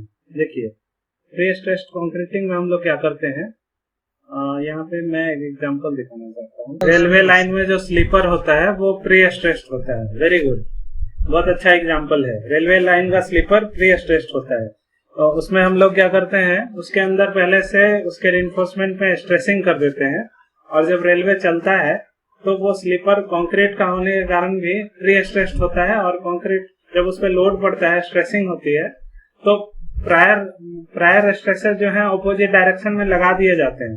तो जब सर्विस लोड अप्लाई भी होता है तो उस लोड के कारण जो स्ट्रेसेस होते हैं वो प्री स्ट्रेस को बस रेसिस्ट करने में ही खत्म हो जाते हैं और कंक्रीट का डिफॉर्मेशन नहीं होता है ज्यादा या डिफ्लेक्शन नहीं होता है, तो काफी स्ट्रांग मेंबर होता है। देखिए यहाँ पे क्या किया गया, एक ये आरसीसी का मेंबर है, हाँ ये क्या हो रहा था, नॉर्मल आरसीसी मेंबर है जो प्री स्ट्रेस नहीं है। इस पे लोड लगाने से यहाँ पे इसका डिफॉर्मेशन नीचे की तरह होता था और यहाँ पे क्रैक्स डेवलप हो जा रहे थे। अब मैंने क्या किया, एक ऐसा मेंबर बनाया जिसमें यहाँ पे रिइंफोर्समेंट लगाया और रिइंफोर्समेंट को मैंने कस के खींच दिया है, काफी इसको स्ट्रेसिंग कर दिया, इसको टेंसाइल स्ट्रेस, यानी जब ये कंक्रीटिंग हम लोग कर रहे हैं, ऐसे मैं यहाँ पे दिखाता हूँ, ये वाली इमेज देखिए। यहाँ पे क्या किया गया, ये इसका जो हम कंस्ट्रक्शन करते हैं तो काफी स्पेशल कंस्ट्रक्शन होता है। देखिए यहाँ पे एक मोल्ड बना हुआ है, इस मोल्ड में इस मेंबर को ढाला गया है, इस कंक्रीट के मेंबर को। तो इस मोल्ड में नॉर्मली जो हम लोग आरसीसी स्ट्रक्चर बनाते हैं वहां पे रिइंफोर्समेंट डायरेक्टली प्लेस कर देते हैं और ढाल देते हैं। यहाँ पे हम लोग क्या करते हैं, जो रिइंफोर्समेंट होता है या स्टील का वायर होता है उसको हम लोग खींचते हैं। यहाँ पे देखिए ये टेंसाइल फोर्स लगा के, काफी एक जैक होता है उससे हम लोग इसको खींचते हैं, है ना, प्रेशर के साथ इसको टेंशन देते हैं और टेंसाइल वायर को खींच के रखते हैं और उस खींचे हुए स्टेट में यहाँ पे कंक्रीटिंग कर देते हैं, ठीक है। और उसके बाद जब कंक्रीट अपना स्ट्रेंथ गेन कर लेता है, कंक्रीट सेट कर जाता है, तो वायर कंक्रीट के साथ पूरी तरह से चिपक जाता है, एडहेयर हो जाता है। और उसके बाद फिर हम लोग जो है इस इंस्ट्रूमेंट को, इस वायर को यहाँ पे कट कर देते हैं, यहाँ पे और यहाँ पे कट करके इस पूरे मेंबर को निकाल देते हैं। तो चूंकि ये वायर अब क्या हो गया, इस वायर को हमने टेंशन दिया, अब वायर को जैसे ही हमने कट किया तो ये कंक्रीट पे क्या करेगा, कंप्रेशन देगा, हाँ, वायर में टेंशन और कंक्रीट में कंप्रेशन। देखिए यहाँ पे ये चीज मैंने यहाँ पे दिखाया है। देखिए ये स्टील जो है, इसमें पहले से अगर टेंशन रहेगा तो स्टील अपने आप को अब क्या करेगी, खींचना चाहेगी। तो स्टील अपने आप को खींचेगी तो कंक्रीट के मेंबर पे स्ट्रेस लगेगा, यानी कंप्रेशन लगेगा, ठीक है।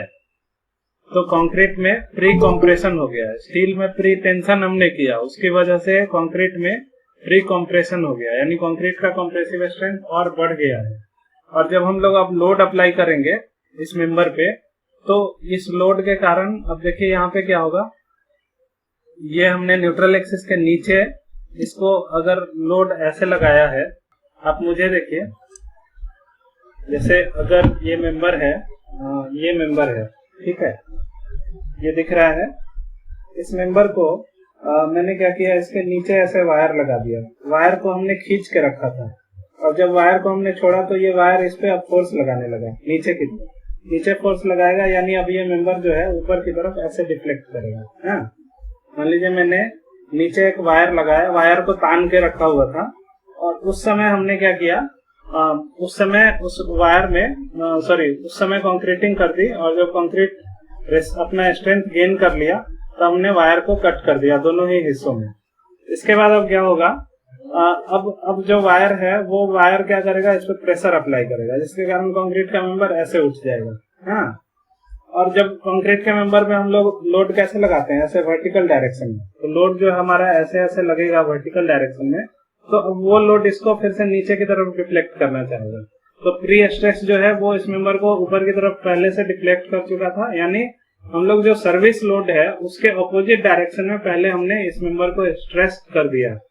सर्विस लोड हमारा क्या करता, वो ऐसे स्ट्रेसिंग करता और हमने प्री स्ट्रेसिंग उसके ऑपोजिट डायरेक्शन में ऐसे कर दिया है। तो अब जो हमारा सर्विस लोड है वो इसको जस्ट नलीफाई करने में ही खत्म हो जाएगा। अब ये नीचे ऐसे डिफॉर्म नहीं करेगा, उससे पहले ही जो है वो यहीं पे आगे रुक जाएगा, ठीक है। तो प्री स्ट्रेसिंग का ये बेनिफिट होता है कि इसमें डिफॉर्मेशन बहुत ही कम होता है और इसमें डिफॉर्मेशन कम होगा, क्रैक का विड्थ जो है वो बहुत ही कम होगा, बहुत फाइन हेयर क्रैक्स जो है वो डेवलप होंगे। तो वाटर टैंक में या ब्रिज के जो गर्डर्स होते हैं उनमें हम लोग प्री स्ट्रेसिंग करते हैं और आजकल बहुत सारे स्ट्रक्चर में प्री स्ट्रेसिंग हम लोग करने लगे हैं। तो these are the very important structure and these are special type of concreting. ये आप लोग का एक सब्जेक्ट भी है, शायद आगे के सेमेस्टर में आएगा इलेक्टिव के रूप में, वहाँ आप लोग प्री स्ट्रेस्ड कंक्रीट ले सकते हैं। जैसे कि यहाँ पे एक गर्डर दिखाया जा रहा है। ये देखिए यहाँ पे ये रेलवे का स्लीपर है। रेलवे में इस तरह के स्लीपर्स बनाए जाते हैं, यहाँ पे प्री स्ट्रेसिंग होती है। देखिए यहाँ पे क्या किया गया, ये मेंबर है, मोल्ड है। इस मोल्ड के दूसरे तरफ कई मोल्ड्स को एक साथ रख के एक ही साथ सारी कास्टिंग की जा रही है। यहाँ पे जैक लगा के वायर को खींच दिया गया और वायर को यहाँ पे ये एंकर लगा के एंकरिंग कर दिया गया। अब वायर में टेंशन डेवलप हो गया है। अब कंक्रीटिंग कर दी गई। कंक्रीट शुरू में जो है वो काफी वो रहता है, वीक रहता है और धीरे धीरे स्ट्रेंथ गेन करता जाता है। और जब कंक्रीट 28 डेज के बाद अपने स्ट्रेंथ गेन कर लेता है, रिजिड हो जाता है, तो हम लोग इस वायर को कट करते हैं। जैसे ही वायर को कट करेंगे, वायर इस मेंबर में दोनों ही इसके लेंथ के डायरेक्शन में कंप्रेसिव स्ट्रेस लगाना शुरू करेगा। तो कंक्रीट में अब जहां पे भी टेंशन होगा वहां पहले से कंप्रेशन लग चुका है। ठीक है, कंक्रीट वीक इन टेंशन होता है। तो देखिए जैसे ये डायग्राम को आप देखिए, यहाँ पे नीचे टेंशन आ रहा था। अब हमने प्री स्ट्रेसिंग किया तो पूरे कंक्रीट में हर जगह कंप्रेशन की मात्रा को बढ़ा दिया गया। अब प्री स्ट्रेसिंग के वजह से अब अगर ये लोड पड़ेगा तो ये टेंशन को वो कंप्रेशन जो है थोड़ा रेसिस्ट करेगा, जिसके कारण क्या हो जाएगा, हमारा मेंबर जो है वो काफी सेफ रहेगा, उसमें डिफॉर्मेशन काफी कम होगा और क्रैकिंग काफी कम होगी। तो इस तरह के मेंबर्स जो हैं वो काफी ज्यादा बनाए जा रहे हैं। ब्रिज के गर्डर आजकल बनाए जा रहे हैं, बॉक्स गर्डर बोलते हैं इसको। ओवर ब्रिज जो बनाए जाते हैं उनके बॉक्स टाइप के हॉलो स्ट्रक्चर होते हैं, वो भी इस तरह के होते हैं। गर्डर्स जो हैं ये सब प्री स्ट्रेस टाइप के होते हैं। ठीक है, तो इनका बहुत ज्यादा यूज आजकल ब्रिज में होने लगा है, काफी ज्यादा स्ट्रांग होता है। लेकिन इसमें ध्यान देना पड़ता है कि कंक्रीट का जो ये रहता है, कंक्रीट की स्ट्रेंथ बहुत हाई होनी चाहिए और जो रिइंफोर्समेंट है वो नॉर्मल रिइंफोर्समेंट नहीं होता है, बहुत हाई स्ट्रेंथ वाला रिइंफोर्समेंट लगता है। ठीक है, तो इसके स्पेशल प्रोविजन है, इसके लिए अलग से एक कोड है। तो सर हाँ बताइए। आप बताएं सर, प्री स्ट्रेस में स्टील जो है सर ऊपर की तरह डिफ्लेक्ट हो रहा है सर, वो नीचे भी तो हो सकता है डिफ्लेक्ट। नीचे डिफ्लेक्ट करेंगे तो बेनिफिट नहीं मिलेगा, क्योंकि सर्विस लोड जो होता है उसके कारण बीम नीचे डिफ्लेक्ट करता है। तो हम लोग स्टील को हम लोग इस तरह से स्टील को डिफ्लेक्ट करते हैं कि सर्विस लोड के ऑपोजिट डायरेक्शन में वो स्ट्रेस लगाए। देखिए जो डेफिनेशन वो कैसे कर सकते हैं सर्विस लोड के अपोजिट डायरेक्शन में? देखिए सर्विस लोड लगता तो बीम नीचे डिफ्लेक्ट होता। हमने इस वायर को अगर खींच दिया है तो वायर के खींचने के बाद ये वायर अब कंक्रीट पे फोर्स लगाएगा और कंक्रीट पे अगर कंप्रेसिव स्ट्रेस इसके न्यूट्रल एक्सिस से थोड़ा नीचे लग रहा है तो अब अपने इसेंट्रिसिटी की वजह से ये ऊपर की तरफ डिफ्लेक्ट करेगा, ऊपर की तरफ। और इसके डिफ्लेक्शन की वजह से जो है अब इसका जो सर्विस लोड लगने के बाद नीचे डिफ्लेक्शन होता है, तो वो अब प्री स्ट्रेसिंग की वजह से ऊपर डिफ्लेक्शन हो रहा है। और जब उस स्ट्रक्चर पे लोड लगेगा तो डिफ्लेक्शन फिर से वो नीचे करना चाहेगा। तो जो भी हमारा इफेक्ट होगा वो इस प्री स्ट्रेस के इफेक्ट को सिर्फ रेसिस्ट करने में ही खत्म हो जाएगा। तो अब बीम का डिफ्लेक्शन जो है काफी कम हो जाएगा ऐसे केसेस में। बीम जितना डिफ्लेक्ट बिना इस प्री स्ट्रेसिंग के कारण करता, अब उससे बहुत ही कम डिफ्लेक्शन उसका होगा। समझ में आ रही है बात? यहाँ पे देखिए इसका डेफिनेशन है prior stresses opposite to the stresses due to service loads. यानी जो सर्विस लोड के कारण स्ट्रेस डेवलप हो रहे थे उनके अपोजिट डायरेक्शन में हमने स्ट्रेसिंग पहले से ही कर दी है। तो इसके कारण जो है मतलब कंस्ट्रक्शन के टाइम पे ही हमने स्ट्रक्चर में अपोजिट स्ट्रेसेस डेवलप कर दिए हैं। और जब सर्विस लोड लगेगा तो सर्विस लोड जिस डायरेक्शन में लगेगा उसके अपोजिट स्ट्रेस लगेगा, तो वो उस स्ट्रेस को एक दूसरे को कैंसिल आउट करने में ही इस सर्विस लोड का जो इफेक्ट है वो खत्म हो जाएगा। ठीक है, तो this is the benefit of pre stressed concrete. इसको हम लोग आगे जब ये टॉपिक आएगा तो काफी डिटेल में इसको पढ़ेंगे, तब आपको और अच्छे से समझ में आएगा। जैसे देखिए ये बीम था, ठीक है, अगर इसको प्री स्ट्रेसिंग नहीं किया होता हमने तो बीम ऐसे डिफ्लेक्ट होता लोड पड़ने की वजह से। लेकिन हमने प्री स्ट्रेसिंग करके क्या किया, बीम को पहले कंस्ट्रक्शन के टाइम ही ऐसा बना दिया। हाँ, अब अगर इस बीम पे लोड पड़ेगा तो बीम मैक्सिमम डिफ्लेक्ट होकर यहाँ तक पहुंचेगा। जो बीम प्री स्ट्रेसिंग की वजह से विदाउट प्री स्ट्रेसिंग ऐसे डिफ्लेक्ट हो रहा था लोड के पड़ने से, अब लोड के पड़ने के बाद भी वो सीधा ही रह रहा है। तो यहाँ पे क्या हो रहा है, बीम में डिफ्लेक्शन कम हो गया और उसमें क्रैकिंग कम हो गई। हाँ, बीम को हमने पहले से ही स्ट्रेसिंग कर दिया, बीम ऐसे हो गया था, ठीक है।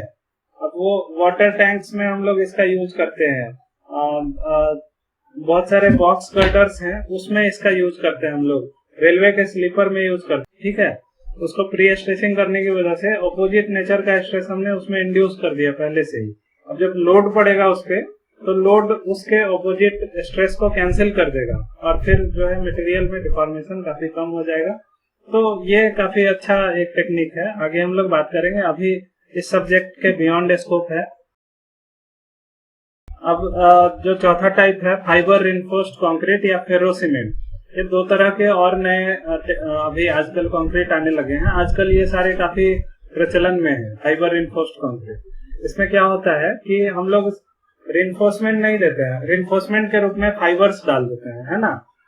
जैसे कि आयरन के या स्टील के या ग्लास के, जैसे आप लोग पहले जमाने में देखते थे ये वाला, या अपने गांव में अगर रहते हैं आप लोग तो ये देखते होंगे, गांव में आप लोग मिट्टी का जो घर बनाते हैं तो उसमें आप लोग पुआल डाल देते हैं, है ना। मिट्टी का दीवार बनाते समय उसमें पुआल क्यों डालते हैं? मिट्टी का अगर दीवार बनाते होंगे तो उसमें पुआल, भूसा और ये सारी चीजें उसमें डाल देते हैं, डालते हैं ना। Yes sir. क्यों डालते हैं? ये सब मूर्ति बनाने में भी इसका यूज मूर्ति में भी देते हैं। क्यों? चूल्हा बनाते हैं ना मम्मी क्या? भूसा मिलाते हैं। हाँ, क्यों मिलाते हैं? स्ट्रॉन्ग करने के लिए। अगर सिर्फ मिट्टी देंगे तो क्या होगा? अगर सिर्फ मिट्टी रहता है तो बहुत जल्दी बहुत सारे क्रैक्स आ जाते हैं, बहुत जल्दी बहुत ज्यादा क्रैक्स आ जाते हैं। यानी क्या है, मिट्टी भी वही हाल है, मिट्टी भी टेंशन में बहुत ज्यादा स्ट्रॉन्ग नहीं होता है ना। मिट्टी भी वीक होता है टेंशन में और उसमें सूखने के बाद बहुत सारे क्रैक्स आ जाते हैं। हाँ, तो मिट्टी में अगर हम लोग पुआल या भूसा या बाकी अदर चीजें मिला देंगे तो क्या होगा कि जो एडिशनल टेंसाइल स्ट्रेंथ होगा, एडिशनल टेंसाइल स्ट्रेंथ को वो कवर करेगा और उसको क्रम्पल नहीं करने देगा, टूटने नहीं देगा। तो आप लोग काफी अच्छा बता रहे थे कि उसमें हम लोग पुआल या भूसा डाल देते हैं तो जो उस मिट्टी के जो दीवार है या मिट्टी की मूर्तियां बनाई जाती हैं उनमें जो टेंशन आता है उस टेंशन को वो पुआल और भूसा जो है वो कवर कर लेता है, क्योंकि उनकी टेंसाइल स्ट्रेंथ मिट्टी के मुकाबले काफी ज्यादा होती है। और उसको पूरे मिट्टी के मास में हम लोग डिस्ट्रीब्यूट कर देते हैं। क्या करते हैं, उसको सानते हैं, बहुत अच्छे से सानते हैं ना, पूरे मिट्टी में इवनली डिस्ट्रीब्यूट कर देते हैं। कोई जरूरी नहीं है कि पुआल जो है पूरा एक लंबा पुआल हो, उसका टुकड़ा भी अगर रहेगा तो हर उसके अगर उस टुकड़े को हम पूरे मेंबर में पूरी तरह डिस्ट्रीब्यूट कर दें तो जहां जहां भी टेंशन आएगा उस टेंशन को, चूंकि उसका टेंसाइल स्ट्रेंथ ज्यादा होता है भूसे का, तो जहां भी कंक्रीट के पूरे मास में, जहां भी या मिट्टी के पूरे मास में जहां भी टेंशन आएगा उस टेंशन को वो रेसिस्ट करना शुरू कर देगा, है ना। तो आजकल क्या हुआ है कि फाइबर रिइंफोर्स्ड कंक्रीट में यही चीजें होने लगी हैं। एक कंक्रीटिंग जब की जाती है तो वहां रिइंफोर्समेंट के बदले ग्लास का या स्टील का छोटा छोटा फाइबर डाल दिया जाता है ना। कोई एक लंबा सा टुकड़ा ही, लंबा सा रॉड ही डालना जरूरी नहीं है। अब पूरे कंक्रीट मास में अगर ग्लास के टुकड़े, ग्लास में भी बहुत ज्यादा टेंसाइल स्ट्रेंथ होता है कंक्रीट के मुकाबले, तो उसके अगर छोटे छोटे टुकड़े आप डाल देते हैं या रिइंफोर्समेंट का टुकड़ा या स्टील की कतरन होती है वो सब अगर आप डाल के रिइंफोर्समेंट बना देते हैं, कंक्रीट बना देते हैं, तो वो ऐसे स्ट्रक्चर्स को या ऐसे कंक्रीट को हम लोग फाइबर रिइंफोर्स्ड कंक्रीट कहते हैं। तो जिस तरह एक मिट्टी में हम लोग भूसा या पुआल मिलाने से उसको स्ट्रॉन्ग कर देते हैं, वैसे ही हम लोग ग्लास के, कार्बन के या अदर फाइबर्स को मिला के कंक्रीट को भी काफी ज्यादा टेंसाइल स्ट्रेंथ दे सकते हैं। तो ऐसे मेंबर्स को हम लोग फाइबर रिइंफोर्स्ड कंक्रीट कहते हैं और ये काफी सस्ते होते हैं, है ना। देखिए इसमें मैंने लिखा है ग्लास के, कार्बन के, स्टील के फाइबर्स को कंक्रीट के साथ मिक्स कर दिया जाता है, जो कि टेंसाइल स्ट्रेंथ प्रोवाइड करता है और डक्टिलिटी भी प्रोवाइड करता है, यानी डक्टाइल भी बना देता है, ठीक है। इसके बाद फेरो सीमेंट। फेरो सीमेंट का मतलब क्या है? फेरो मतलब होता है फेरस यानी आयरन, और सीमेंट मतलब सीमेंट। तो फेरस और सीमेंट को एक साथ मिला देना, उसको हम लोग फेरो सीमेंट मेंबर कहते हैं। तो आजकल ये भी काफी ज्यादा यूजफुल है। अब देखिए, अब बहुत सारे कंस्ट्रक्शन ऐसे होते हैं कि वहाँ रेडीमेड जो हमारा मेंबर्स है वो तैयार रहता है और उसको डायरेक्टली हम लोग ले जाते हैं, यानी प्री कास्ट मेंबर आज हम लोग यूज करते हैं ज्यादातर। अब रेडीमेड चीजें आती हैं, हम लोग ले जाते हैं साइट पे और उसको डायरेक्टली फिटिंग कर देते हैं और वो हमारे स्ट्रक्चर तैयार हो जाता है। तो ये फेरो सीमेंट के आने के बाद जो है प्री कास्ट मेंबर के कंस्ट्रक्शन में काफी ज्यादा एडवांसमेंट हो गया है। नहीं तो पहले क्या होता था, साइट पे ही मटेरियल को या कंस्ट्रक्शन को किया जाता था, साइट पे हम लोग कंक्रीटिंग करते थे, वहीं पे वो स्ट्रक्चर बनाया जाता था। अब क्या है कि अब मार्केट फॉर्म्स आ गए हैं, उनको हम लोग ले जाते हैं, वहां पे ले जाके बस फैब्रिकेट कर देते हैं, जोड़ देते हैं, उससे वो मेंबर तैयार हो जाता है। तो ये फेरो सीमेंट में क्या होता है कि वायर मेश होते हैं, यानी तार की जालियां होती हैं, ठीक है। सीमेंट सैंड और वाटर को मिला दिया जाता है, यानी एक प्लास्टर जो है, जैसे प्लास्टरिंग हम लोग करते हैं, तो मान लीजिए प्लास्टरिंग टाइप का ही चीज हो गया। सीमेंट सैंड के साथ जो है हमने वायर मेश लगा दिया, यानी तार की जाली ली, 2-3 लेयर उसका तार की जालियां ले ली और उसमें हम लोगों ने क्या किया, सीमेंट सैंड और ये कर दिया, मोटार मिला दिया। सीमेंट और सैंड का जो मिक्सचर होता है वाटर के साथ, उसको हम लोग मोटार कहते हैं। तो मान लीजिए कि आपने कई लेयर ले लिए तार की जालियों का और सीमेंट सैंड उनके बीच में भर के एक थिन सेक्शन बना दिया, तो इसको हम लोग फेरो सीमेंट कहते हैं। फेरो सीमेंट को अगर चाहें तो आप लोग यहाँ से देख सकते हैं, देखिए ये वाला फेरो सीमेंट, तार की जाली है, तार की जाली के चारों तरफ मोटार डाल दिया गया, हाँ, या ये वाला इस टाइप का तार का जाली बना दिया गया और इसमें मोटार का लेयर डाल दिया गया। ये देखिए यहाँ पे तार की पतली पतली जालियां हैं, वायर की मेश है और पतले पतले सेक्शन बना दिए गए। ये सारे तार की जालियां क्या करेंगी, कंक्रीट का टेंसाइल स्ट्रेंथ को रेसिस्ट कर देगा। कंक्रीट के ऊपर जो भी टेंसाइल स्ट्रेंथ आ रहा है, टेंसाइल स्ट्रेस आ रहा है, उसको रेस्ट्रिक्ट कर देगा, रेसिस्ट कर देगा। ये देखिए यहाँ तार की जाली है, यहाँ पे ये वाला देखिए, अभी थोड़ी देर में, हाँ यहाँ पे देखिए, ये तार की जाली थी, इसके ऊपर हमने मोटार का कवर डाल दिया। ये वाला देखिए, अलग अलग 3-4 लेयर दे दिया गया और इसमें मोटार डाल दिया गया। अब ये मेंबर पतले पतले होंगे और इनका काफी ज्यादा टेंसाइल स्ट्रेंथ होगा, तो आजकल इसके वॉल बनाए जा रहे हैं। ये इसको हम लोग फेरो सीमेंट मेंबर कहते हैं। तो ये काफी यूजफुल है आजकल, इसका आप यहाँ पे भी देख सकते हैं, इसके रूफ भी बनाए जाते हैं, वॉल भी बनाए जाते हैं, बहुत सारे मेंबर्स जो हैं। ये सारे टाइप्स जो हैं आपको यहाँ पे आज बताना था। अभी एक्चुअली हम लोग सब्जेक्ट के अंदर नहीं आए हैं, अभी हम लोग सब्जेक्ट के बाहर ही घूम रहे हैं। सब्जेक्ट के अंदर हम लोग नेक्स्ट क्लास में मिलेंगे। मुझे लगता है कि अभी काफी लंबी क्लास हो गई है, तो I should stop, otherwise you will start getting bored. तो इस वीडियो में आज के लिए बस इतना ही। इस वीडियो में हम लोगों ने देखा कि कंक्रीट कितने टाइप्स के होते हैं और सारे टाइप्स के बारे में हमने एक एक करके काफ़ी डिटेल में पढ़ा, जिससे आप लोगों की अंडरस्टैंडिंग जो है डेफिनेटली काफ़ी क्लियर हो गई होगी। और मुझे आशा है कि जो आगे का वीडियो होगा उसमें हम लोग आगे के टॉपिक्स जैसे कि मटेरियल प्रॉपर्टीज़ के बारे में बात करेंगे, तो उसमें आपको इन जानकारियों का हेल्प मिलेगा और आप अच्छे से इस सब्जेक्ट को समझ पाएंगे। Thank you very much for watching this video.